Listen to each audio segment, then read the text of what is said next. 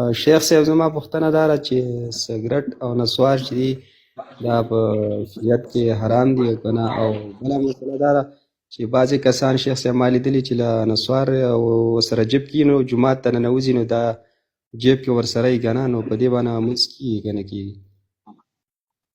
اول خبره د سګرټو د نسوارو د حرمت په اړه باندې نبی صلی الله علیه وسلم فرمایي چې کل مسکر حرام، هر نشهیي شی دا حرام دی.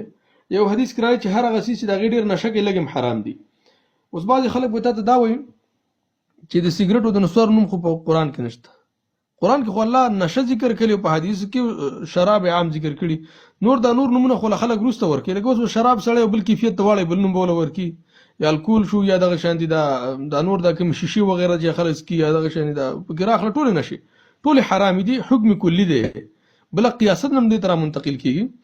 دویمه خبره دا ده چې یو سړی د جیب کې ورسره نسوار ورسره دي یا دغه شانتي نور، قرآن کریم کې الله سبحانه وتعالی وایي لا تقربوا الصلاة، مانځه ته مه نږدې کېږئ وانتم سکارا، په داسې حالت کې چې تاسو په حالت د نشه کې وئ. حالت د نشې دا هم ده چې یو سړي څکلي، یو سړی د هغې سره په جیب کې ورسره وي.